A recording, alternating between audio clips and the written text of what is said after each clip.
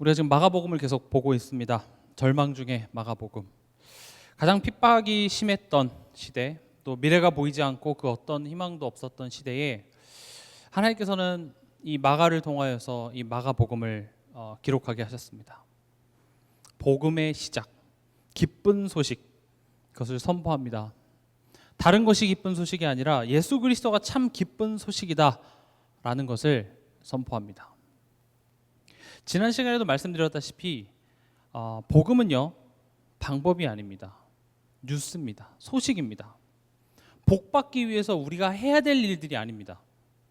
복 받으려면 이래야 된다, 저래야 된다, 아닙니다. 그것은 방법이지 소식이 아니에요. 어떤 문제를 해결하기 위해서 이렇게 해야 된다, 저렇게 해야 된다, 그걸 얘기하는 것이 아니라 하나님께서 나를 위해 하신 이 일, 이 기쁜 소식을 우리에게 알리는 겁니다. 예수를 믿는다는 것은 그런 겁니다. 하나님께서 나를 위해 하신 일을 듣는 거예요. 근데 우리는 머리로는 이해하지만 복 받으려면 어떻게 해야 되는지, 이 상황을 어떻게 받으려면 어떻게 해야 되는지에 대한 이야기를 더 궁금해하지만, 지금 마가복음은 하나님께서 우리를 위해 하신 그 기쁜 소식을 우리에게 선포하는 것이죠. 그 기쁜 일이 이미 우리에게 이루어졌고 또 이루시고 계시며 또 앞으로 이루실 것이라는 그 내용, 그게 우리의 기쁜 소식입니다. 그래서 여러분들이 마가복음을 계속 같이 읽어나가면서 계속 질문해 보세요. 복음이 왜 내게 기쁜 소식인가? 왜 기쁜 소식이지? 그럼 반대로 왜 나는 기쁘지 못할까? 물론 예수를 믿는다라는 것이 365일 그냥 항상 시도 때도 없이 웃고 있는 것이 기쁘다 이런 것은 아닙니다. 그러나 왜 나의 삶의 현실에 만족이 없고, 심지어 는 하나님의 자녀임에도 불구하고, 복음을 알고 예수 그리스도를 알면도 불구하고 왜 내 현실 속에서 나는 이렇게 고통을 겪고 고난을 겪는지, 근데 성경은 복음이 기쁜 소식이라고 하는데 이게 왜 기쁜 소식인지를 한번 질문해보는 그런 시간이 됐으면 좋겠습니다. 오늘 본문을 보면은요, 예수님께서 이제 시험을 받으시고 갈릴리 해변으로 지나가시다가 시몬과 그 형제 안드레가 바다에 그물을 던지는 것을 보고 이제 그들에게 다가가십니다. 바로 본론으로 들어가면 예수님께서 찾아가십니다.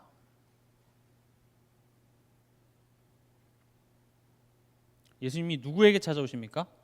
나에게 찾아오십니다. 예수님께서 내게 찾아오셨다. 이게 기쁜 소식이라고 얘기합니다. 마가복음이 얘기하는 기쁜 소식은 예수님께서 내게 찾아오셨다는 것입니다. 부모를 잃은 어린 아이는 내가 부모를 떠나서 지금 내가 불행하다는 사실도 모를 뿐더러 내가 스스로 부모를 찾을 수 없습니다. 그래서 우는 거죠. 놀이공원이나 어떤 그런 축제나 이런 데 가서 아이가 엄마 손을 붙잡고 가다가 놨어요. 그럼 그 수많은 인파 속에 엄마를 잃어버린 아이는 할 수 있는 게 없습니다. 우는 것밖에 못하죠. 그럼 누가 찾아가야 됩니까? 부모가 찾아가야 돼요. 마찬가지로 우리는 우는 것밖에 할 수 없어요. 오히려 내가 지금 엄마가 없어서 두려움을 느껴서 우는 게 정상이죠. 오히려 내가 이상한 아저씨를 따라간다든지, 안 그래도 평상시 엄마 아빠 말 듣기 싫었는데 이게 기회인가? 하면서 혼자 살아가는, 그거 이상한 거예요. 진짜는 뭡니까? 내가 지금 엄마를 떠났구나. 그래서 나는 불행하구나, 두렵구나. 그래서 울어야 돼요. 더 크게 울어야 오히려 엄마 아빠가 찾을 확률이 높아지겠죠. 부모가 찾아가는 겁니다. 이번 주 강단 말씀도 왜 인간은 하나님을 만날 수 없는가? 하나님이 찾아오셔야 돼요. 예수님이 우리에게 찾아오셔야 돼요. 여러분 한 사람 한 사람이 하나님 자녀가 맞다면 예수님께서 여러분들의 인생에 찾아가셨기 때문에 그렇습니다. 그게 기쁜 소식이에요. 여러분들이 믿기를 결정하고 내가 기도를 열심히 하고 내가 뭔가 한 게 아무것도 없습니다. 하나님 만나는 데 있어서 우리가 한 게 없어요. 왜냐? 인간은 할 수 있는 게 없어요.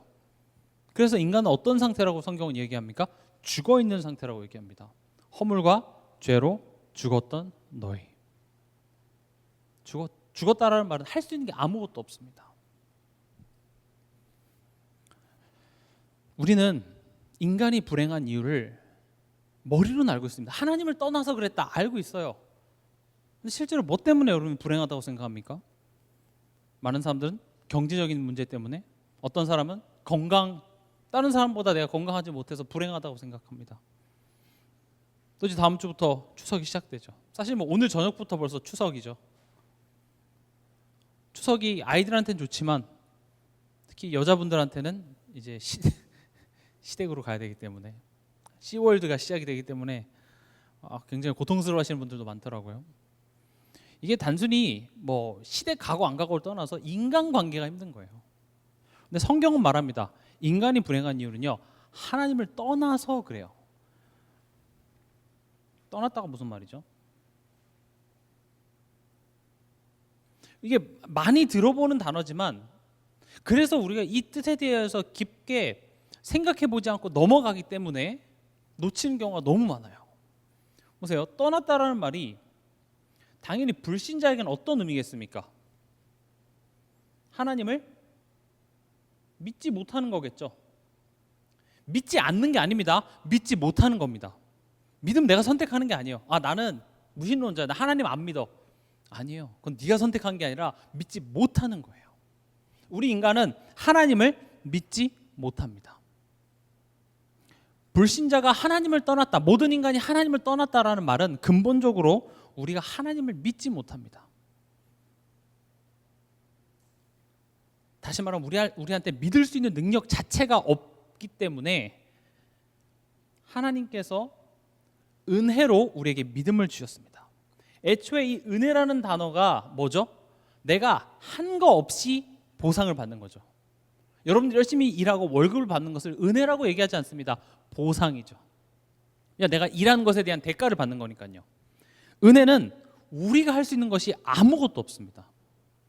여러분들이 하나님 자녀 된 건, 내가 지금 예수님을 믿고 있는 것은 내가 한 게 아니라 하나님의 선물이에요. 그래서 믿지 못한 불신자들을 보면서 왜 못 믿냐라고 우리는 비판할 수 있는 자격이 애초에 없어요. 믿지 못하는 거예요. 나도 믿지 못했어요. 근데 하나님께서 믿음을 시작하셨어요. 심지어 우리에게 그 믿음이 온전하게 서지도 않아요. 그러나 하나님은 믿어지는 거예요. 예수님은 믿어지는 거예요. 그 믿음을 우리에게 시작하셨어요. 그래서 우리는 하나님을 만났다라고 얘기하는 것이 하나님이 믿어져서 그래요. 이 은혜를 입었기 때문에 우리는 하나님을 만났다 이렇게 얘기를 하죠. 근데 이 하나님을 떠났다라는 단어가 불신자한테만 적용되는 것이 아니라 신자에게 있어서는 어떤 의미로 이 떠났다가 적용이 되냐? 소통이 안 되는 거죠. 소통이 안 되는 겁니다. 소통이라는 말은요, 서로 뜻이 통해서 오해가 없는 상태를 보고 소통이 된다 이렇게 얘기를 합니다. 우리가 하나님의 자녀입니다. 신부는 하나님의 자녀예요. 법적으로 그 누구도 그것을 취소할 수 없는 하나님의 자녀가 됐지만 그 하나님이 나에 대한 뜻을 모르기 때문에 우리는 오해를 하게 됩니다. 마치 고아였던 아이가 이젠 새로운 부모가 생겼으나 그 부모의 뜻을 모르면 부모가 너 잘되라고 하는 그런 잔소리와 모든 것들이 엄마가 나를 미워하나? 내가 불행한 사람이 되는 것처럼 실제로 신자가 불행하다고 느끼는 까닭은 참된 행복이신 아버지께 행복 안에 들어와 있음에도 불구하고 그 하나님이 지금 내 인생을 가장 좋은 곳으로 이끄시는 그 하나님의 뜻을 모르기 때문에 하나님을 오해하는 까닭에 불행하는 거예요. 이스라엘 백성들을 출애굽시켜 놓고 광야길을 가는데 광야길을 가게 하신 하나님의 뜻은 이스라엘 백성들을 고생시키기 위함이 아니라 그것에 굉장한 축복이 있었어요. 근데 이스라엘 백성들은 그 하나님의 뜻을 오해했기 때문에, 하나님의 뜻을 모르기 때문에 계속 오해하는 행동을 했고, 하나님을 오해했기 때문에 나온 결과가 뭐예요? 원망, 불평, 돌아가자, 그리고 우상을 섬기고 그런 것들이 나오는 것이겠죠. 실제로 우리 삶 속에 뭐가 불행한가요? 이번 추석이 불행한 까닭은요, 하나님을 오해해서 그래요.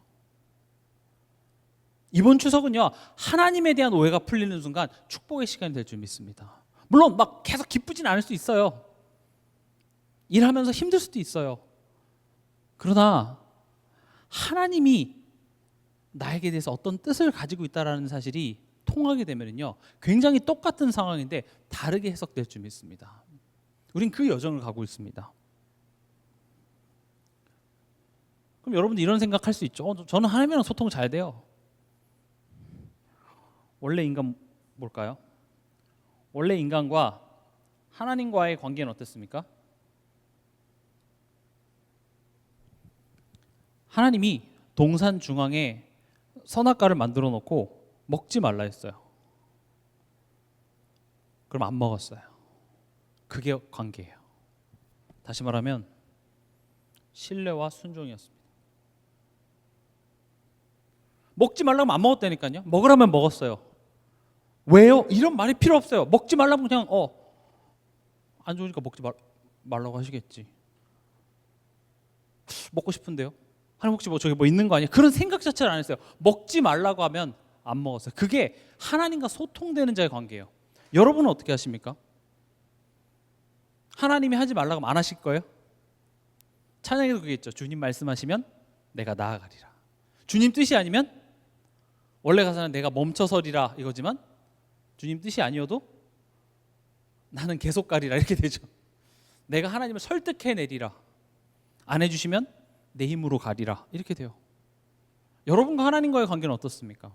우린 굉장히 소통이 잘 된다고 생각하지만 하나님이 이게 너에게 있어서 최고로 좋은 거야 하면서 내가 원하는 거 뺏어가시면 여러분들은 어떻게 하시겠어요?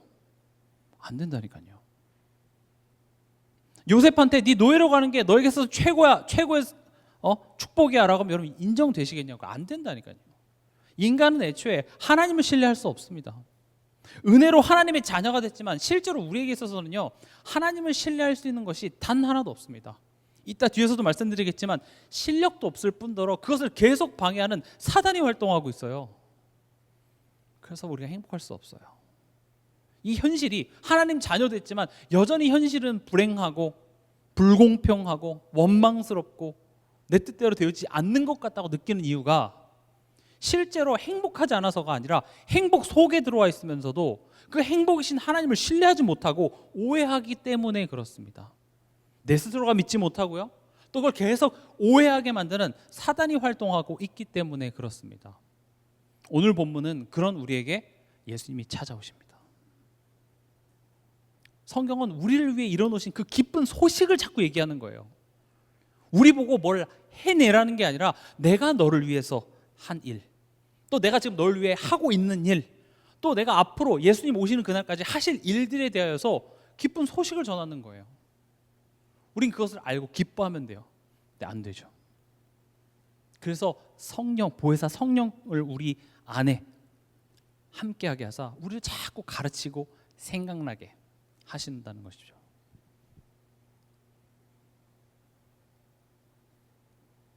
창세기 3장은 사단을 소개하면서 시작합니다. 뱀. 예수님도 세례를 받으시고 사단에게 시험을 받으신 까닭은요, 예수님이 자격 테스트하기를 위한 것이 아닙니다. 우리의 사는 그 현실이 이 사단의 끊임없는 시험과 공격을 받기 때문에 그렇습니다. 베드로전서 5장 8절. 근신하라 깨어라 너희 대적 마귀가 우는 사자같이 두루다니며 삼킬 자를 찾나니. 지금 여러분들 계속 기억해야 되는 것이 내가 불행한 이유, 이번 추석이 내가 힘들다고 느끼는 이유가 여러분 여러 가지라고 생각해요. 사람 때문에, 문제 때문에, 시댁 식구 때문에, 돈 때문에 여러 가지라고 생각할 수 있으나 결국은 하나님의 뜻이 통하지 않아서 하나님을 오해한 까닭에, 또는 하나님이 없어요. 지금 이 현실에 하나님은 없는 현실이기 때문에 나는 불행하다고 느낄 거예요. 근데 그 원인이 지금 어디 있는지를 지금 말씀드리는 거예요. 사단이라고 얘기합니다. 사단이 해결되지 않고 사단의 정체가 드러나지 않으면 내가 아무리 이 현실을 긍정적으로 보려고 해도 이건 긍정적으로 보여지지가 않아요. 안 바뀌거든요. 안 될 것 같아요. 저 인간은 안 바뀌거든요. 안 무너져요. 우리 시월드는 무너질 것 같지가 않아요. 근데 이게 단순히 사람 문제이기 이전에 사단의 정체를 먼저 아셔야 된다는 겁니다. 근데 보세요. 지금 마가복음에서도 성령께서 예수를 사단에게 시험 받으라고 예수를 광야로 이끄세요. 그럼 왜 안 막았어요? 사단을 막아주시면 좋잖아요. 근데 우리가 성경을 통해서 하나님에 대해서 알 수 있죠. 하나님은요, 이 사단의 시험을 무조건적으로 다 막아주시기보다는 그것을 가지고 우리를 연단하시고 우리에게 더 좋은 것을 만들어내는데 이 사단의 시험을 허락하시기도 한다라는 거죠. 예를 들어 볼까요? 요셉의 형들입니다. 요셉의 형들이 성령의 충만함을 받아서 요셉을 노예에 팔았을까요? 아, 이것이 너를 향한 하나님의 뜻이야 하면서 했을까요? 아니에요. 요셉의 형들은요, 사단에게 속아서 사단의 조종을 받아서 사단의 그 마음과 생각으로 한 거예요. 사울 왕이 성령이 감동을 해서 그래, 다윗을 지금 핍박하는 것이 나중에 다윗에게 도움이 될 거야 하면서 다윗을 핍박했나요? 아니에요. 지금 악신에게 들린 사울 왕이에요. 그럼 예수님이 십자가에서 마귀를 멸하시고 다 했는데 왜 사단이 이렇게 활동하게 내버려 두냐는 거죠. 근데 성경을 보니 하나님은 이 사단의 활동들을 그냥 다 막아주시기보다는 그 활동들을 가지고 하나님이 택하신 그 한 사람에게 축복으로 바꾸시는 것에 활용하시기도 한다라는 것을 우리는 성경을 통해서 확인할 수 있습니다. 아, 하나님이 사단의 활동을 허락하시기도 하네. 근데 그 활동이 신자를 무너뜨려서 실패케 하는 것으로 끝이 나는 것이 아니라 그것을 가지고 신자에게 굉장한 것을 담아내시는구나. 우린 그것을 통하여서 사단을 두려워하는 것이 아니라 아, 속지 말아야 되는구나. 하나님 더 큰 것을 하고 계시는구나. 이것을 깨달아야 돼요. 이 사단이 하는 일이 있습니다. 제가 왜 자꾸 지금 사단에 대해서 더 강력하게 얘기하냐? 추석은 사단이 대놓고 활개치는 그런 시즌이에요. 제사 드리잖아요. 그렇죠? 분명히 아셔야 될 것이 제사 지내면 죽은 조상이 오지 않습니다. 사람이 죽으면 그 영혼은 전국 또는 지옥에 가게 되어 있습니다. 제사 지낼 때는 귀신이 찾아옵니다. 가만히 있어도 사단이 들락날락 하는데 그걸 불러들이니 사단이 좋아 하면서 난리를, 진짜 대놓고 난리를 치죠. 그래서 예수 안 믿는 사람들도 뭔가 제사 지내면은 뭔가 가정 안에 맨날 싸움이 일어나고 이걸 잘 알아요. 뭔가 안 좋은 일이 생기고 종갓집이라든지 그런 큰 집들에 뭔가 문제 사고 터지는 거 알고 있다니까요. 근데 이거 안 드리면 더 큰 재앙이 찾아올까 봐 더 제사를 많이 드리는 겁니다. 그러나 제사를 드릴 때는 우리 조상이 찾아오는 것이 아니라 사단이 귀신과 함께 찾아옵니다. 그래서 특별히 여러분들이 이 추석 기간 동안에는 사단의 정체를 분명히 알고 그 사단에게 속지 않으셔야 돼요. 사단이 하는 일은요, 결과적으로는 죄를 짓게 합니다. 근데 죄를 짓게 한다는 게 여러분들에게 항상 조금 막연하게 들리실까 봐 이렇게 한번 표현해 보겠습니다. 하나님에 대하여 오해하게 합니다. 또는 하나님 없음의 상태를 만들어요. 여기서 하나님이 없다라는 것은 진짜 하나님이 없어지게 만든다는 게 아니라 내 마음, 내 생각 속에 다른 것으로 가득 채우게 하는 것이 사단의 일입니다. 창세기 3장 4절에서 5절 보면 뱀이 여자에게 말합니다. 너희가 결코 죽지 아니하리라. 너희가 그것을 먹는 날에는 너희 눈이 밝아져 하나님과 같이 되어 선악을 알 줄 하나님이 아심이니라. 사단이 지금 누구에 대해서 얘기하고 있어요? 누구에 대해서 얘기하고 있죠? 선악과에 대해서 얘기하고 있나요? 아니면 하나님에 대해서 얘기하고 있나요? 사단이 하나님에 대해서 얘기하고 있어요. 하나님 거짓말한 거야. 하나님은 사실은 이것을 먹으면 너네가 하나님과 같이 될 그런 능력을 못 먹게 하기 위해서 못 가지게 하기 위해서 못 먹게 하는 거야 하면서 지금 사단이 하나님에 대해서 얘기를 하고 있습니다. 그래서요, 우리가 성경을 통하여서 하나님이 어떤 분이신지를 계속 알기를 힘써야 되는 이유가 여기에 있습니다. 왜냐? 사단은 끊임없이 하나님이 어떤 분이신지에 대해서 자꾸 오해하게 만드는데, 그럼 그 사단 떠나가라 이것도 좋지만 실제로 우리가 해야 될 것은 하나님이 어떤 분이신지를 확실히 알고 그 확신한 일에 거하는 것이 우리가 싸워야 될 영적 싸움입니다. 여러분 정말 하나님이 어떤 분이신 줄 아십니까? 그래서 제가 최근에도 말씀드렸죠.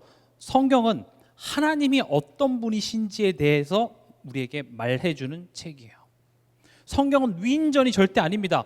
그래서 성경을 통해서 요셉이 얼마나 훌륭한지, 이삭이 얼마나 훌륭한지, 바울이 얼마나 훌륭한지 그거 얘기하면 안 돼요.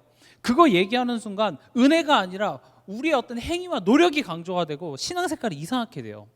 성경은 인물이 강조되는 것이 아니라 하나님이 어떤 분이신지가 강조되어져야 그 하나님이 나의 하나님이에요. 그 하나님에 대한 오해가 없어져요. 꼭 기억하시기 바랍니다. 힘든 일이 있으십니까? 누구에게 오해를 받는 일이 있으십니까? 성경을 통해서 하나님이 어떻게 역사하셨는지 보시라고요. 하나님이 사랑하시는 그 사람에 대하여서 하나님은요, 좋은 것만 주시지 않고 오해 받는 일을 허락하시기도 하더라고요. 그런 하나님이야? 바울에게 그 아픈 질병을 해결해 주지 않고 그 아픈 질병을 족하다라고 얘기하시는 하나님이시더라고요. 그런 하나님이시네. 근데 그 하나님이 어떻게 그것을 가지고 그 인생을 이끌어 나가셨는지 우린 하나님께 주목해야 돼요. 왜냐? 사단은 하나님에 대해서 자꾸 오해하게 만들어요. 이번 추석 분명 여러분들이 하나님에 대해서 오해하는 순간이 많아져서 힘들 겁니다. 누구 때문에 힘든 게 아니라 상황 때문에 힘들기 이전에 사실 하나님에게 대해서 계속 여러분들이 오해하기 때문에 그래요. 그래서 예수님도 사단과 싸울 때 기록된 말씀으로 싸운 것이, 그 말씀이 어떤 주문처럼 그것을 얘기를 하면 사단이 그 말씀을 무서워하는 게 아니라 그 말씀이 결국은 하나님이 어떤 분이신지에 대해서 얘기하고 있기 때문에 사단이 얘기해도 하나님은 그런 분 아니야, 거기서 우리가 든든히 서는 것이죠. 그리고 하나님이 어떤 분이신지를 가장 선명하고 제일 잘 알려주는 게 뭡니까? 그게 십자가예요. 그래서 우리는 복음을 통하여서 하나님이 나에 대한 그 마음을 확인하는 거예요. 하나님 실수함이 없지. 이따 뒤에서도 말씀드리겠지만 여러분 한 사람 한 사람을 하나님이 우연히 부르신 게 아니라니까요. 목적을 가지고 여러분들의 인생에 어떤 목적이냐, 여러분 죽어서 천국 가게 하는 목적이 전부가 아니라 진짜 목적은요, 이 땅에 살아가면서 여러분들의 인생에 뭔가를 담기를 원하세요. 여러분들의 인생을 뭔가를 담기 위해서 부르셨어요. 그런 하나님이라니까요. 그럼 지금 여러분들이 마주하고 있는 그런 모든 현실과 상황들이 우연일 수가 없어요. 그러니까 하나님의 마음을 우리가 자꾸 확인하고 하나님의 마음을 가장 선명하게 드러낸 복음의 말씀이 자꾸 내게 들려질 때에 우리의 현실이 자꾸 재해석이 되어지는 거예요. 다시 강조합니다. 하나님을 오해하면 우리는 불행하다고 느낍니다. 하나님을 오해하면 그 순간 우리는 두려움에 휩싸입니다. 제가 어렸을 때 그 애들한테 그런 장난 많이 했거든요. 이렇게 아이들이랑 같이 있다가 엄마가 잠깐 가지러 가면 엄마가 너 버리고 갔어. 그럼 얘가 아니야. 엄마 너 버리고 간 것 같은데 엄마 차키 다 가져갔잖아. 그럼 얘가 울기 시작하죠. 엄마가 버리러 갔을까요? 엄마가 날 버릴 리가 없어. 근데 아이는 그걸 믿죠. 제가 한 그 장난의 말이 사실 사단이 우리에게 하는 말이랑 똑같아요. 하나님이 네 버리고 간 거야. 너 최근에 예배 언제 갔어? 예배 오래 빠졌네? 하나님 네 버렸어. 아닙니다. 하나님이 여러분들을 창세전에 여러분들을 알고 여러분들을 위한 십자가를 예비하시고 그 십자가에서 여러분들을 위한 물과 피를 흘리시고 여러분들을 구원하시기 위해서 죽으시고 부활하사 성령으로 지금 여러분들과 함께 하신 하나님이 맞다면 하나님 여러분 절대 버리지 않습니다. 여러분들의 현실을 모르지 않습니다. 여러분들이 뭐 때문에 눈물 흘리고 뭐 때문에 지금 힘들어하는 하나님 절대 모르시지 않아요. 근데 사단은 끊임없이 얘기합니다. 하나님이 널 버리고 갔어. 지금 이 상황에 대하여서 하나님이 할 수 있는 건 아무것도 없어. 사단은요, 죄를 짓게 합니다. 결국 죄가 뭐죠? 죄는 상태입니다. 자꾸 상태라고 얘기하는 것이 우리가 죄졌다라고 했을 때 어떤 규칙을 어기고 뭔가를 이렇게 룰을 어긴 걸 자꾸 생각을 하는데 어떤 상태입니까? 하나님 없음의 상태입니다. 예수님을 시험하는 그 장면을 보면 현실을 강조합니다. 사단이요, 특히 성도들한테는 수준 낮게 하지 않습니다. 성도들한테는 틀린 말을 잘 안 해요. 옳은 말을 해요. 현실을 얘기해요. 현실을 얘기해서 뭐를 없애냐? 하나님은 없어요. 지금 배고픈 나와 40일 동안 금식한 나와 지금 현실을 보여주면서 사단이 뭐라고 얘기합니까? 네가 하나님의 아들이거든 이 돌로 떡으로 만들어 먹으래요. 여기서 잘못된 말이 하나라도 있나요? 하나님의 아들 맞죠? 예수님 돌을 떡으로 만들 능력이 있죠? 그리고 떡을 먹는 게 죄인가요? 죄 아니에요. 근데 지금 예수님의 답변이 사람이 떡으로만 살 것이 아니에요 이렇게 얘기를 해요. 떡이 필요 없다는 이야기가 아니라 지금 사단이 우리 삶 속에 현실을 얘기해줘요. 현실이 틀렸다는 게 아니라 그 현실 속에서 하나님은 없어요. 억울한 나만 있고 나를 공격하는 저 사람만 있어요. 바뀌지 않을 것 같은 저 사람과 너무 피해자인 나만 있고 하나님의 뜻 따위는 없어요. 이 상황에서 하나님이 하실 수 있는 게 아무것도 없다니까요. 아이들이 엄마한테 왜 거짓말을 하시는 줄 압니까? 두려워서 그래요. 엄마한테 혼날게. 내가 이 말을 했을 때, 사실대로 얘기를 했을 때 그 엄마의 감이라는 게 되게 무섭습니다. 엄마가 너 어제 뭐 했어? 그냥 엄마는 물어본 거예요. 근데 갑자기 딱 걸렸어. 그 아이가 근데 벌써 눈 돌아가는 거 보면서 어라? 걸렸네 하고 엄마 집요하게 물어보죠. 뭐 했냐고. 뭐 했어? 거짓말하기 시작하죠. 아이가 거짓말하는 까닭은요, 지금 이 상황 속에 내가 할 수 있는 게 아무것도 없어요. 두려워요. 엄마한테 혼날 게 두려워요. 근데 그 두려움을 내가 이길 수가 없죠. 그래서 내가 할 수 있는 최선의 방법이 뭐예요? 아이가 할 수 있는 게 거짓말이에요. 이 아이의 모습을 가만히 보면 우리도 똑같아요. 우리가 지금 내 현실 속에 어떤 문제, 사람과의 관계 속에서 문제가 있다고 한번 쳐볼게요. 그럼 사단이 하는 일은 저 사람 때려 이렇게 얘기 안 한다니까요. 여러분들한테 염려해 이렇게 속였으면 여러분 염려 절대 안 할 거예요. 오히려 땡큐죠. 염려할 뻔했네. 이렇게 돼요. 사단은 여러분들한테 뭘 하라고 얘기하는 게 아니라 지금 현실을 얘기해줘요. 지금 이 상황을 얘기해줘서 그 상황 속에 하나님은 할 수 있는 게 아무것도 없어요. 내 자녀를 바라보면서 하나님이 이 자녀를 향한 뜻 따위는 생각이 들지가 않아요. 그냥 제가 왜 저럴까? 그리고 속상한 나만 있는 거예요. 그럼 어떻게 되죠? 이 상황은 누가 해결해야 되는 문제예요? 이제 내가 해결해야 되는 거죠. 내 남편을 바라보면서도 남편과 나만 있지 이 상황 속에 하나님이라는 건 없어요. 사단이 하는 일이 그거예요. 현실만을 강조해요. 떡 없으면 안 돼요. 틀린 말인가요? 아니라니까요.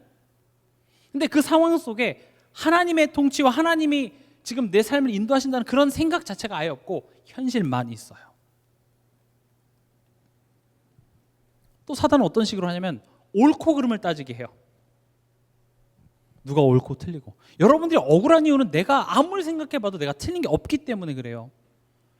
근데 여러분 가만히 한번 성경을 보세요. 성경을 보면 여러분들이 잘 아는 미스바 운동 있죠. 미스바에서 어떤 일이 벌어지죠? 블레셋이 이스라엘 백성들을 쳐들어왔을 때 이스라엘 백성들이 이제 사무엘이 이스라엘 백성들에게 회개하고 하나님께 나오라 이렇게 얘기하는 그런 거잖아요. 그럼 이스라엘과 지금 블레셋 중에 누가 잘못했어요? 누가 잘못했죠? 블레셋이 쳐들어왔잖아요. 우리 가만히 있었는데. 그럼 누가 잘못했어요? 블레셋이 잘못했잖아요. 근데 왜 우리한테 회개하라 그래요? 블레셋을 쳐야죠. 아니요? 근데 사무엘은 블레셋한테 가서 블레셋 너희 놈들 회개해 이렇게 얘기하지 않고 이스라엘 백성들한테 지금 블레셋이 쳐들어오고 내가 억울하고 내가 공격당하고 내가 위기 속에 저 사람을 없애주면 쉬울 일을 나보고 회개하래요. 기분 좋겠습니까? 근데 하나님은 그렇게 하세요. 그러니까 사단이 하는 일은 누가 옳고 그르고, 지금 성경은 애초에 옳고 그르고에 대한 이야기가 아니라 나를 향한 하나님의 뜻이에요. 그 위기 상황, 억울한 상황을 가지고 너희가 가지고 있는 우상을 버리고 너희는 하나님 앞에 돌아라고 얘기합니다. 그러고 보니까 내 안에 우상이 너무 많았던 거예요. 그러고 보니까 내가 하나님을 멀리했던 거예요. 그래서 이스라엘 백성들은 하나님 앞에 섭니다. 하나님께 돌아옵니다. 그랬을 때 하나님께서는 블레셋을 치십니다. 오히려 이스라엘 백성들이 그 도망가는 그 블레셋 군대를 가서 진멸까지 해버리죠. 사단이 하는 일이 이겁니다. 하나님 없는 상태로 만들어요. 그러나 이런 사단의 거짓말과 우리를 속이려는 것을 가지고 하나님은 우리의 연약함을 드러내서 그걸 치유하시는 것뿐만 아니라 그것을 축복으로 바꿔내시더라고요. 그럼 전 이번 추석 그 기간이 여러분들이 하나님에 대해서 오해하고 있는 사단의 들락날락하는 그 개구멍이 우리 모두가 있거든요. 그 개구멍이 발견되어지고 그것을 막고 오히려 그것을 통하여서 우리 가문에, 우리 가정에 이 복음의 빛을 드러내는 그런 축복의 시간이 되길 바랍니다. 결국 사단은요, 죄를 짓게 해서 이 죄의 증상,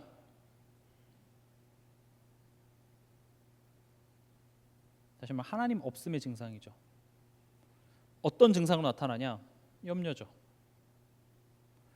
지금 죄가 뭐라 그랬어요? 하나님 없음이에요. 하나님은 지금 이 상황에서 아무것도 할 수 없어요. 하나님 역사하지 않으세요. 하나님 무능력하세요. 하나님은 저 하늘에서 날 쳐다만 보세요. 내가 잘못해서 난 지금 벌을 받고 있는 거예요. 그렇게 생각하게 한다면 지금 이 현실 속에서 내가 해결해야 되는 거죠. 내가 할 수 있어요? 내가 할 수 있는 건 애초에 문제가 되지 않았죠. 내가 바꿀 수 있던가요? 없어요. 그래서 염려를 하는 거예요. 그래서 내가 여기에 대해서 원망을 하는 거예요. 그리고 뭘 합니까? 후회하는 거예요. 이런 게 죄의 증상이에요. 다시 말하면 하나님 없음의 증상이에요. 하나님의 통치와 하나님이 내 인생을 태초부터 창세전에 택하셔서 나를 구원하시고 이끄신다라는 그 하나님의 은혜 속에 내가 있다라는 사실을 딱 잊어버렸을 때 내 삶 속에 나타나는 형상, 증상들이라는 거죠. 그러면 지금 이게 사단이 내게 그 마음을 심어줬다는 것도 되고 동시에 그것을 통하여서 하나님의 은혜를 다시 기억하는 거예요. 내가 하나님의 통치 속에 있음을 다시 기억하는 좋은 계기가 된다는 것이죠. 이게 진짜 우리가 받아야 될 축복이자 이게 여러분들이 회복되면 여러분들이 행복하게 됩니다. 여러분들이 행복까지 못 가더라도 안심하게 됩니다. 안심까지 못 하더라도 힘이 생깁니다. 추석에 가정에서 막 무슨 다툼이 있더라도 좀 속상하지만 다시 일어나서 설거지하게 할 수 있는 힘을 하나님 주실 것입니다. 그리고요, 또 죄의 증상이 어떤 식으로 나타나냐? 기도할 수 없습니다. 왜냐? 하나님이 없는데 누구한테 기도를 해요? 어차피 기도해도 하나님 안 들어주실 건데요. 이상하게 내가 예배드리기 싫습니다. 말씀이 내게 들려오지 않습니다. 예배 빠진다고 지옥 가는 거 아닙니다. 기도 안 했다고 하나님 벌 주시지 않습니다. 그러나 지금 성경이 이런 것들을 잘못됐다고 얘기하는 까닭은 지금 이런 것들이 뭘 말해주고 있습니까? 영적으로 지금 사단이 너희 마음속에 하나님 없음, 그 생각을 집어넣었다라는 것을 우리로 하여금 알게 하는 거예요. 증상이 나타나면 어떻게 해야 됩니까? 증상을 해결하는 차원이 아니라 그 원인을 우리는 해결을 해야 되겠죠.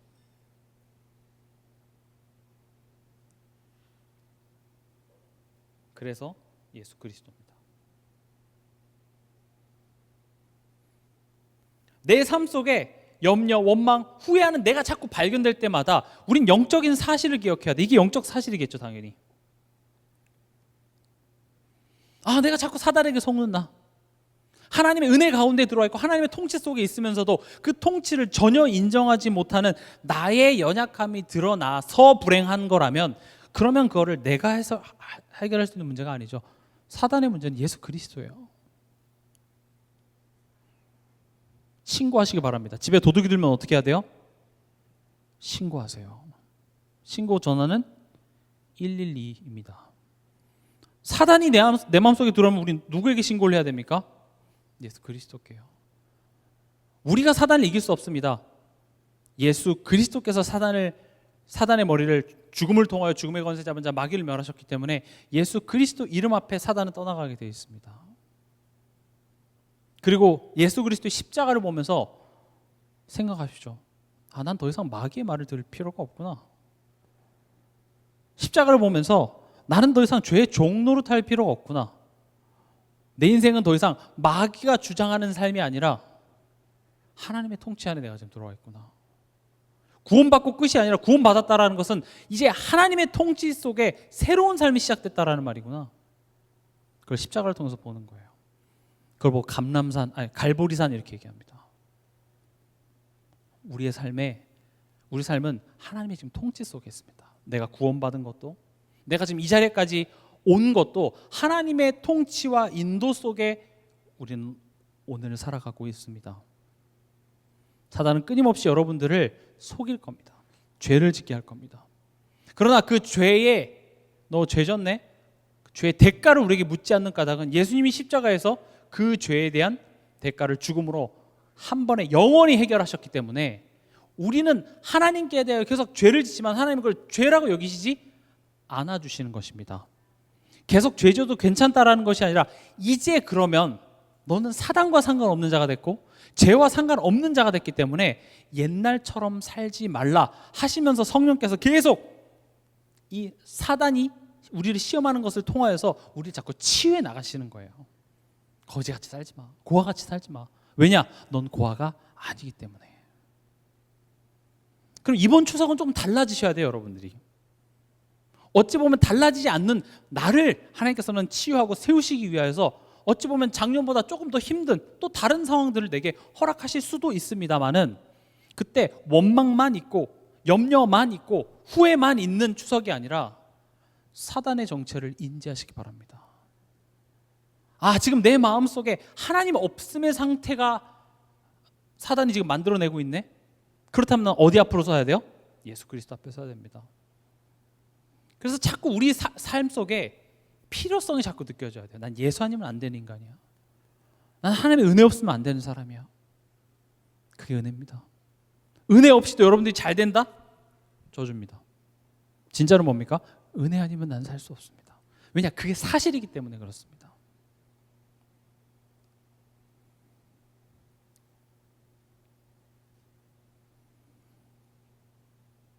마태복음 6장 33절에 뭐라고 되어 있습니까? 먼저 그의 나라와 그의 의를 구하라 그랬습니다.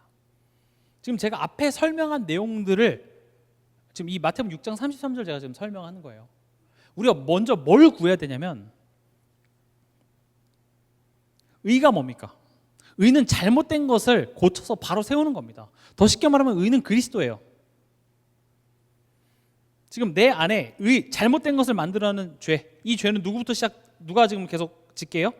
사단이요. 그러면 지금 우리가 뭘 자꾸 기도를 하냐, 뭘 구하냐면 이 문제 해결해 달라고, 저 사람 바꿔달라고 기도해요. 그 기도를 하지 말라는 건 아닙니다. 왜냐? 그런 문제를 통해서 때론 우리로 하여금 하나님을 바라보게 해요. 거기서부터 시작이 돼요. 제가 자꾸 이런 이야기를 하니까 뭔가 난 힘든데 그걸 기도조차도 안 하는 사람들도 계시더라고요. 근데 그러지 마세요. 한나도 대단한 걸 가지고 기도한 게 아니라 왜 다른 사람들은 다 아들인데 왜 나만 없습니까? 여기서부터 시작이 됐어요. 그래서 기도는 가장 여러분들이 그냥 솔직하게 거기서부터 시작을 하는 거예요. 근데 가만히 보시면 기도를 끝까지 안 해요. 이거 해주세요. 그리고 어차피 안 해주실 걸 알고 기도하다 말아요. 한번 생각해 보세요. 나는 어떤 한 문제를 놓고 정말 끈질기게 내 계속 기도하나 한번 생각해 보세요. 안 한다니까요. 몇 번 하고 안 해요. 구해주시면 땡기고 안 해주면 그냥 제가 알아서 할게요 정도의 기도를 해요. 기도를 한다는 것은 하나님의 뜻과 내 뜻이 자꾸 맞아지는 거거든요. 결국은 지금 이 상황을 허락하신 하나님의 그 뜻을 알아가는 과정이 기도인데 대단한 거 구하는 게 처음부터 되는 게 아니라 처음엔 가장 사소한 거, 내가 달라고 하는 거, 내가 원하는 거 달라고 기도하는 것에서부터 시작이 돼요. 그래서 여러분들 계속 기도를 하시다 보면은요, 내가 원하는 걸 달라고 기도하시다 보면 그 기도 속에서 처음엔 내가 할 말이 많지만 하나님께서 내 마음 생각을 자꾸 이렇게 바꿔주세요. 그래서 성경의 기도의 내용들을 보면은요, 우리가 하는 말보다 하나님이 내게 하시는 말이 더 많습니다. 여러분들이 하나님이 그 떨기나무를 통해서 모세를 부르시는 그 장면만 봐도 이렇게 분량을 한번 보세요. 이렇게. 그럼 모세가 말하는 분량이 많습니까? 하나님이 말하는 분량이 많습니까? 나중에 한번 찾아보세요. 기도거든요, 사실은. 제가 누구간데 하나님 이만큼 얘기하시고, 전 입이 둔해서 이만큼 얘기하시고, 사실 기도는 하나님 내게 더 많이 말하는 시간이에요. 듣는 기도예요, 듣는 기도. 근데 그 시작이 사실은 내가 원하는 거, 내가 힘든 거 그거 얘기하면서 시작을 하는 거예요. 그래서 기도를 계속하세요. 포기하지 마시고요. 그러다 보면 결국 우리는 뭘 구하게 되냐? 결국 그리스도가 필요한 나가 깨달아지는 거예요. 아, 그리스도가 필요하구나. 왜냐? 뭐가 문제예요? 난 지금 이 상황이 문제라고 생각하다니까요. 문제는 맞아요. 지금 내가 너무 옳고 저 사람이 너무 틀린 게 지금 이 억울한 상황이 문제라고 생각해요. 그러나 그걸 부인하자는 게 아니라 하나님이 없어서, 하나님이 지금 이 상황에 대하여서 실수하고 계신 거라고 사단이 거짓말을 했기 때문에, 그리고 내가 그걸 믿었기 때문에 내가 지금 힘든 거예요. 그럼 사단에게 속은 나, 하나님 없음 상태의 죄 속에, 그 상태 속에 있는 나에게 필요한 것은 일단 그리스도가 필요하다고요. 그리스도가 필요합니다. 그리고 그 그리스도 이름으로 사단을 결박하세요. 그리고 그리스도를 바라보면서, 십자가를 바라보면서 내가 누군지 다시 한번 생각하세요. 그걸 우리는 신분과 권세, 이렇게 얘기를 했습니다. 내 신분이 누군지, 그 신분에 따른 내게 권세가 있죠. 근데 저는 권세부터 사용하라고 말씀드리고 싶습니다. 강한 자를 결박해야 됩니다. 먼저 결박하고 내가 누군지 기억하시기 바랍니다. 그리고 해야 될 일이 뭡니까? 그의 나라입니다. 나라는 통치예요. 하나님의 나라, 통치해 주시옵소서 내가 구해야 그제서부터 통치가 시작되는 게 아니라 우리는 하나님의 통치 속에 있습니다. 이걸 구하라는 것은 인지하라는 겁니다.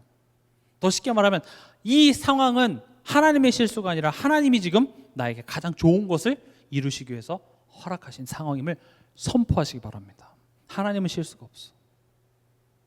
하나님은 실수가 없으십니다. 실수하신 것 같습니까? 가정이 돌아가면 하나님 실수하신 것 같습니까? 남편의 얼굴을 보면 하나님 많이 실수하셨는데 예, 이렇게 됩니까? 아니죠. 하나님 실수하지 않습니다. 혹 내가 어리석어서 한 실수를 하나님은 축복으로 바꾸실 수 있는 하나님이십니다. 그걸 선포하시기 바랍니다. 그게 그 나라예요. 하나님의 통치. 근데 그 하나님의 좋으신 뜻은 뭔지는 알겠어요. 좋은 뜻이 있다라는 것은 알겠어요. 근데 그게 뭐냐고요. 그래서 통치를 인지만 하는 차원이 아니라 이 말씀을 통해서 하나님의 뜻을 우리가 묵상해야 돼요. 그래서 강단 메시지예요. 이번 강단 말씀이 뭐였더라 이렇게 생각하는 사람은요, 벌써 내 삶 속에 하나님의 통치와 전혀 상관없는 삶을 살고 있기 때문에 이미 불행할 거예요. 일이 안 될 거예요. 만족이 없을 거예요. 왜냐? 하나님의 뜻을 모르는데요. 하나님의 뜻을 알고자 하지도 않다니까요. 그냥 힘든 상황만 있어요.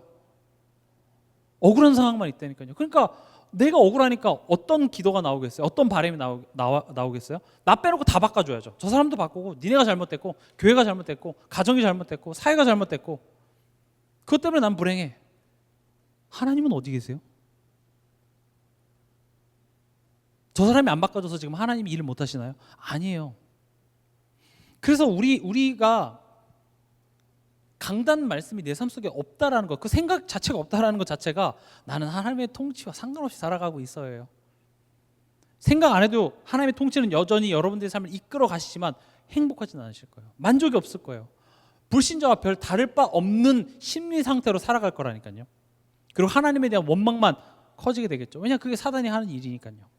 그래서 그의 나라를 구하라는 것은 하나님의 선하심을, 하나님이 내게 가장 좋은 뜻을 갖고 계심을 말씀을 통해서 확인을 하셔야 됩니다.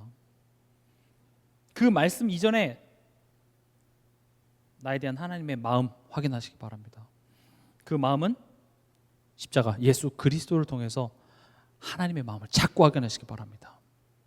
하나님은 예수님을 아들로 표현합니다. 예수님은 하나님보다 열등한 아들이 아니라 우리에 대한 하나님의 사랑이 얼마나 놀라운 것인지, 인간이 상상할 수 없는 사랑임을 우리로 하여금 상상해 볼 수 있도록 하기 위해서 내 아들을 십자가에 너를 위해서 못 박았다고 얘기하십니다. 그 말은 생색을 내는 것이 아니라 내가 너의 인생을 위해서 못할 게 없다는 것입니다. 지금 여러분들에게 허락된 현실은 여러분들을 위해서 자기 아들을 십자가에 못 박으신 하나님께서 허락하신 현실입니다. 그렇다면 그 현실에는 실수가 없습니다. 그런데 그 실수가 없는 현실이 너무 실수인 것 같이 우린 느껴지고요. 그 하나님의 뜻을 우리는 온전히 다 이해할 수는 없습니다. 그래서 성경은 하나님을 이해하라고 얘기하지 않습니다. 신뢰하라고 얘기합니다. 엄마가 지금 너한테 하는 거 못 알아들어도 그냥 엄마 믿어. 이게 다 너한테 좋은 거야. 그냥 일단 엄마 말 들어. 그럼 그 엄마 말을 신뢰하는 겁니다. 하나님 여러분들 가장 좋은 곳으로 인도하고 계십니다. 여러분들 그냥 구원한 게 아닙니다. 가장 좋은 곳으로 인도하고 계십니다. 그거 신뢰하는 것을 보고 하나님을 믿는다 이렇게 얘기합니다. 하나님을 믿는다라는 것은요, 내가 하나님께 뭔가 열심히 다하면 하나님이 이래저래 복을 주실 거다 이거 믿는 것이 아니라 하나님이 날 잘한다는 거예요. 이렇게 해주면 좋다고 생각하는 내 생각보다 하나님이 내게 좋은 걸 더 잘한다는 사실을 믿고 그분께 신뢰하는 겁니다. 그걸 보고 하나님을 믿는다 그래요. 여러분 하나님 믿으십니까? 하나님 믿으시기 바랍니다. 그걸 보고 우리가 믿음이 온전케 된다 이렇게 얘기합니다. 지금 이 내용을 빼놓고 예수 그리스도 믿어야지, 그래서 구원 받아야지 못 받아야지, 그거는 애초에 우리가 한 게 아무것도 없다니까요. 하나님께서 우리에게 은혜를 주셨어요. 그리고 그게 중요합니다. 그걸 믿는 것에서부터 애초에 시작이 되니까요. 그러나 그것만 가지고 예수 그리스도 다 끝냈는데 그럼 우리 현실이 전혀 이해가 안 돼요. 예수님 십자가에서 다 끝냈는데 왜 닌 힘들어? 네가 복을 못 깨달아서 그래. 맞죠, 말은. 근데 지금 성경이 이렇게 두꺼운 이유가 뭐예요? 하나님에 대해서 설명하는 거 아니겠어요? 복음 그 한 문장으로 우리에게 불충분하다는 걸 알아요. 충분하지만 끊임없이 사단이 속이고 우리에게 죄성이 있고 우리 현실에 수천 가지를 가지고 사단이 교활하고 악랄하게 우리를 이래저래 지금 옳은 말을 가지고 속이는데 그걸 우리가 어떻게 다 감당해내겠어요? 그래서 성경을 가지고 우리에게 지금 풍성하게 하나님이 어떤 분이신지, 우리에 대한 하나님의 마음이 어떤 분이신지 계속 설명하는 거예요. 얘 인생을 한번 봐봐. 얘 인생을 한번 봐봐. 얘 인생 되게 힘들었지? 봐봐. 내가 때로는 얘 좋아하는 거 뺏어가기도 한다니까. 때로는 되게 절망과 고난 속으로 내가 이끌어가기도 하는 나야. 너의 포로 속국 내가 되게 했어. 그러나 그것은 단순한 징벌이 아니라 다시 돌이키시는, 또 우리 인생을 하나님 세워가시는 하나님의 일하시는 방법이더라. 이런 것을 보면서 우리는 소망이 생기는 거예요. 그렇구나. 지금 나의 현실이, 나의 이런 마주하고 있는 이런 문제들이 이게 단순히 그냥 나만 힘든 게 아니구나. 그 하나님이 나의 하나님이라면 지금 내 인생을 하나님이 통치하고 계시는구나. 하나님 알겠습니다. 하나님이 지금 사자굴에 들어가라고 얘기하신다면, 그렇다면 하나님 힘 주세요. 그러면 그렇게 되는 거예요. 정말 건강한 영적 상태를 가지고 있는 사람은요, 염려를 안 하는 게 건강하다는 게 아닙니다. 걱정을 하지 말고 화를 내지 말고가 아니라, 염려가 나지만 그 염려로 끝나는 것이 아니라 염려를 가지고 하나님을 찾게 되는 게 건강한 신앙생활이에요. 분노에 사로잡히지 말라는 게 아니라, 분노에 사로잡혀도 그 분노 속에서 분노의 열매로 끝나는 것이 아니라 하나님을 바라보는 거. 하나님 무슨 뜻입니까? 하나님 내 힘을 주시옵소서. 그게 건강한 영적 생활이에요. 그러다 보면 우리 삶 속에 분노도 사라지게 되어 있습니다. 염려도 사라지게 되어 있습니다. 그것은 맺히는 열매지 우리 보고 그걸 만들어내라고 하는 게 아닙니다. 성경에도 성령의 열매를 맺으라고 하는 것이 우리 보고 맺어내라는 것이 아니라 그 한 나무로 우리를 세우길 원하는 겁니다. 그럼 맺혀지게 돼 있어요. 그러니까 전 성경에서 남을 미워하지 말고 용서하고 하라니까 저는 못하겠는데 용서? 여러분들 보고 용서하라는 게 아니라 그리스도의 그 사랑이 여러분들 안에 풍성히 거할 때 용서할 수 있는 열매도 맺혀지는 거예요. 우리는 안 됩니다. 여러분들이 가정에 시댁이라든지 돌아갔을 때 안 품어져요. 내가 우리 가문을 복음하기 위해서 저걸 용서해야 되는데 안 된다니까요. 그것은 맺혀지는 열매예요. 우리가 지금 해야 되는 건 당장 지금 이 시간 내 마음속에 나를 속이는 그 사단, 그걸 빨리 인지하고 나의 죄성들을 하나님께서 드러내게 하신다면, 그럼 내가 빨리 뭘 구해야 돼요? 그의 나라와 그의 의. 나는 예수 그리스도를 지금 이 시간 바라보는 거예요. 그리고 선포하십시오. 하나님이 내 인생을 통치하고 계셔. 가장 완벽한 곳으로 날 이끌어가고 계셔. 하나님의 마음을 확인하십시오. 의심이 든다면 하나님의 마음 자꾸 확인하십시오. 그래, 하나님 나를 사랑하시오. 그리고 이번 주 강단 말씀을 떠올리시면서 그래, 하나님이 지금 이 상황을 통해서 내게 어떤 메시지를 하시고자 하는지를 여러분 질문해 보는 거예요. 이해가 되십니까? 이게 그의 나라와 그의 의를 구하는 기도입니다. 그래야 할 때 모든 것을 더 하신대요. 오늘 다시 본문으로 돌아와서 예수님이 지금 베드로, 시몬, 안드레, 야고보, 요한에게 찾아가셨는데 지나가다 우연히 저기 뭐 물고기 잡고 있네 그래서 우연히 부르신 게 아닙니다. 예수님은 나를 아십니다. 예수님이 시몬에게 가셨습니다. 예수님은 안드레에게 가셨습니다. 예수님이 야고보에게 가셨습니다. 요한복음에도 보면 예수님이 사마리아 여인에게 일부러 가셨어요. 먼 길을 돌아가십니다. 일부러 그 사마리아 여인에게. 예수님은요 이런 연약한 나를 아십니다. 상처 많은 나, 과거에 아픔 많은 나, 비교의식, 내 스스로의 여러 가지 열등감, 그런 나의 현실, 그것 때문에 너무나도 흔들리기 쉬운 나를 아십니다. 그리고 믿을 수 없는 나를 아십니다. 근데 보세요. 지금 이 시몬, 안드레, 야고보, 요한의 특징이 뭡니까? 예수님이 부르실 때 어떤 반응을 하죠? 모든 것을 버리고 따릅니다. 이해가 되십니까? 지금 이걸 또 예수님이 이렇게 불렀을 때 모든 것을 버려야 한다라고 이 버린 것에 강조를 두면 안 됩니다. 왜냐? 버렸기 때문에 제자로 삼은 게 아니에요. 지금 예수님이 합리적인 설득을 하셨습니까? 아니라니까요. 예수님 되게 이거 버리고 오면 내가 수익 보장해 줄게 이런 얘기를 하실 게 아니죠. 뭐라고 얘기하십니까? 사람 낚는 어부가 되게 하리라. 요즘 시대에 이런 말 하면 거의 보이스피싱 같은 이야기죠. 사기꾼 같은 이야기잖아요. 여러분들 그 문자나 이런 거 받을 때 월 몇 수익 보장 이런 거 절대 누르지 마십시오. 왜냐? 세상에서 여러분들에게 돈 벌게 해준다는 그런 이야기를 자기 돈 써가면서 얘기하는 사람은 단 한 사람도 없습니다. 그래서 혹시라도 그런 문자나 오면 누르지도 마세요. 그런 건 없습니다. 근데 지금 예수님이 오셔서 제자들을 설득하셨습니까? 내가 월 수익 보장해 줄게. 사람 낚는 직업이 얼마나 멋있는 줄 알아? 그런 설득하지 않았어요. 그냥 예수님이 나를 따르라고 했을 때 그걸 버리고 따라왔어요. 이걸 보고 은혜라고 합니다. 이것은 설득으로 이루어지는 것이 아니라 하나님이 믿게 하셨어요. 지금 이게 대단한 것 같지만 여러분들도 지금 똑같이 하고 있다니까요. 지금 힘든데 예수 앞에 나오잖아요. 어려운데 내가 기도를 하고 있어요. 돈을 더 벌어야죠.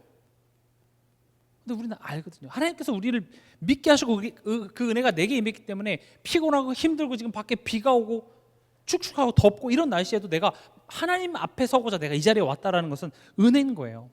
마치 베드로가 상식적으로는 이해가 안 되죠. 근데 그 그물을 버리고 왔어요. 하나님의 부르심입니다. 하나님의 부르심 앞에 여러분들이 지금 나온 것입니다. 그래서 여러분 스스로 축복하세요. 칭찬하세요. 오늘 잘 나왔어. 한번 여러분들 이렇게 스스로 안아주세요. 이렇게 등을 좀 또닥여주다든지, 나 잘했어. 나 잘하네. 나 성령도 잘 받네. 잘 받고 계시는 겁니다. 자꾸 여기서 막 이렇게 윽박지르고 제가 목소리 높여서 얘기하니까 내가 잘못하고 있다 이렇게만 생각하지 마시고, 여러분 인도 잘 받고 계세요. 나 잘하고 있다. 하나님의 사랑이 날 잘 이끌고 계시고 나는 지금 잘하고 있어. 잘하고 계십니다. 하나님의 은혜에 우린 지금 반응하고 있는 거예요. 지금 이 제자들은 하나님의 은혜에 지금 반응하고 있는 거예요. 예수님의 은혜의 반응. 그건 상식적으로 이해에 불과합니다. 그들이 그물을 버렸기 때문에, 처자식들을 버리고 나왔기 때문에 복 받는 게 아니라 하나님께서 그 은혜의 음성에 우리를 반응하게 하신 거예요. 그리고요, 이 부르신 목적이 있습니다. 그냥 부른 게 아닙니다. 사람 낚는 어부가 되게 하리라. 하나님이 여러분들을 향한 목적을 가지고 부르셨습니다. 마가복음 3장에도 하나님이 여러분들을 원하셔서 부르셨어요. 작가가 내가 조각을 할 그 조각상 할 그 나무나 돌을 고르는 데는 굉장히 신중합니다.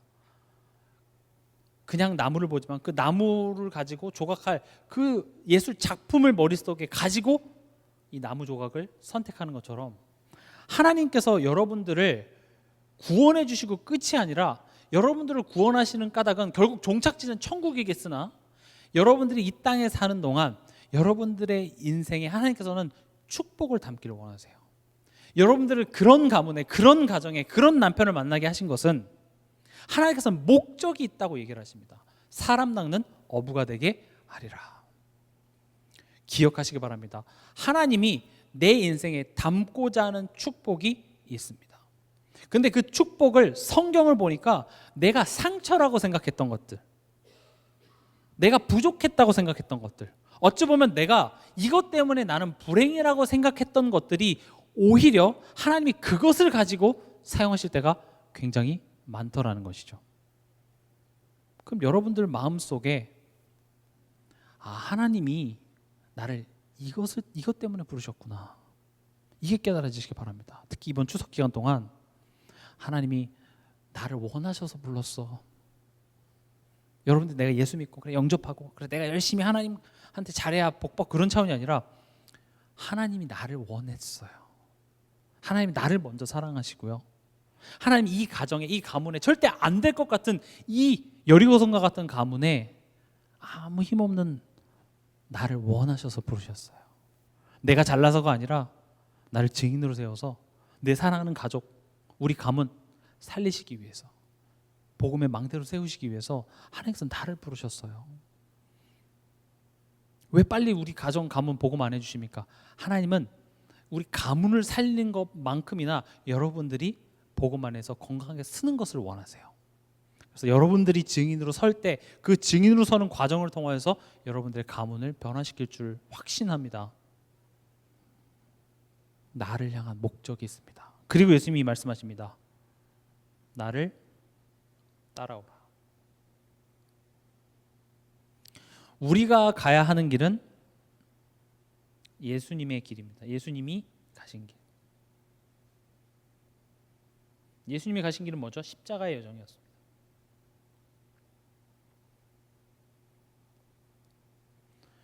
우리도 예수님이 가신 길을 가는 겁니다. 그래서 예수님께서는 굳이 하시지 않아도 되는 시험을 받으시고 또 기도의 모범을 보여주시고 하셨죠.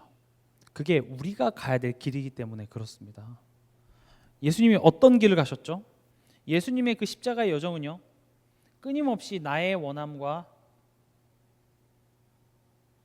하나님의 뜻이 계속 맞아지는 여정이더라고요. 그럼 하나님의 뜻이 나에게 맞춰줘야 되겠습니까? 아니면 내 뜻이 하나님께 맞춰줘야 되겠습니까? 아니면 그 중간, 하나님 나 이거 양보할게요, 하나님도 양보해 주세요 해서 그 중간에 맞춰야 되겠습니까? 당연히 내 뜻이 아니라 하나님의 뜻에 내가 맞춰줘야 되겠죠. 그래서 이 나의 원함을 깨는 고난과 역경이 있습니다. 이 고난은 진짜 널 힘들게 하는 것에 포인트가 있는 게 아니라 내가 원하는 게 깨져서 그게 고난스럽게 느껴지는 거예요. 내가 상상할 수 없고 내가 기대할 수 없는 그 두려움이 나를 엄습하기 때문에 그게 내게 역경으로 느껴지나, 이 고난을 통하여서 결국 내가 죽는 여정이 시작됩니다. 여기서 말하는 신자의 내가 죽는다라는 것은 신분은 이미 바뀌었기 때문에 우리의 체질을 의미합니다. 우리의 죄성을 의미합니다.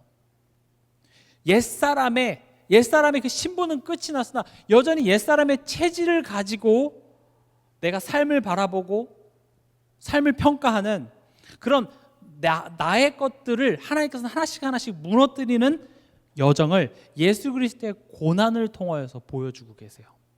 그래서 우리가 하나님의 자녀가 되고 성화되어져 가는 과정은 이런 나의 옛 것들이 계속 그리스도 앞에서 문제와 환난을 통해서 드러나고 죽어지고 드러나고 죽어지고, 이걸 언제까지예요? 예수 모시는 그날까지요. 그리고 예수님 부활하십니다. 우리 안에서 이 부활의 능력으로 재창조 역사, 새로운 것들이 계속 창조되어지는 것입니다. 말씀을 맺겠습니다. 이번 추석이요, 여러분들이 이 사단의 정체가 발견되어지는 그런 시간 되기 바랍니다. 내 안에 사단의 틀, 우리 가정과 가문의 역사는 사단의 정체가, 그리고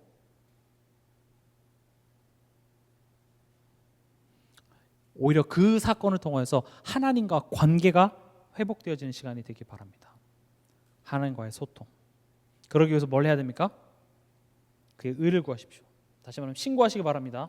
119가 아니라 예수 그리스도께. 지금 그리고 꼭 사단의 이름을 다정하게 불러주세요. 지금 내 마음속에 하나님 없음을 만들어내는 사단 꼭 불러주세요. 그리고 예수 그리스도 이름으로 떠나갈지어다. 다정하게 불러도 떠나갑니다. 너무 따라가자 이렇게 얘기하면 그런다 사단 아이고 놀라지 않아요. 그냥 차분하게 불러주시는 게 더 도움이 될 때도 있어요. 왜냐? 보통 화가 나거든요. 화가 나서 막 이렇게 입을 하고 가면 사단이 떠나가는 것보다 그 화가 남편에게 튀기는 경우도 있더라고요. 그렇게 하지 마시고 예수 그리스도 이름으로 사단을 결박하시고 그 십자가를 보면서 내가 누군지 나는 속을 필요 없구나. 그리고 그의 나라 하나님의 통치. 하나님 내게 가장 좋은 뜻을 가지고 계셔. 내게 좋은 뜻입니다. 그리고 여러분들이 말씀을 기억하시기 바랍니다. 그랬을 때 여러분들의 가정과 가문의 이 복음의 망대의 축복을 누리실 줄 믿습니다. 이번 추석에는 정말 여러분들 때문에 여러분들 가문의 흑암이 무너져야 됩니다. 여러분들을 통하여서 여러분들 자녀와 여러분들 후대와 여러분들 친척 간에 지금 붙잡고 있었던 그 흑암 귀신 문화가 완전히 무너져야 돼요. 그러기 위해서는 여러분들이 먼저 복음의 망대로 올바로 서야 돼요. 그래서 더 심각하게 공격한다면 더욱더 내게 이 그리스도로 충만케 하시기 위해서 지금 하나님이 내게 지금 메시지를 하시는구나. 그럼 여러분이 더 충만하시면 됩니다. 더욱더 말씀 생각하시고요. 그렇게 됐을 때 하나님이 어떻게 우리 가정 가문을 변화시켜 가는지 보자고요. 그리고 하나 말씀드릴 것은 내가 결국은 하나님이 이렇게 나를 회복시켜서 내게 주어진 그 오늘, 내게 주어진 이 현실 속에서 내가 할 일을 잘 하시기 바랍니다. 난 그리스도 복음 들어야 돼 하면서 설거지 이만큼 싸놓고 교회로 도망가고 그러지 마시고요. 힘 달라고 하셔서 내가 할 일을 잘 하세요. 그리고 하나님께서 힘을 주시면 내가 똑같은 상황 속에서도 상대방을 내가 배려하고 한 번 더 이해하고 용서할 수 있는 힘 또한 하나님 주실 줄 믿습니다. 이번 한 주간이 또 다음 주 그 추석 명절이 나를 찾아오셔서 나를 부르시고 나를 세우시는 그 예수님의 음성, 그 사랑이 가득한 한 주간 되시길 주님의 이름으로 축원합니다.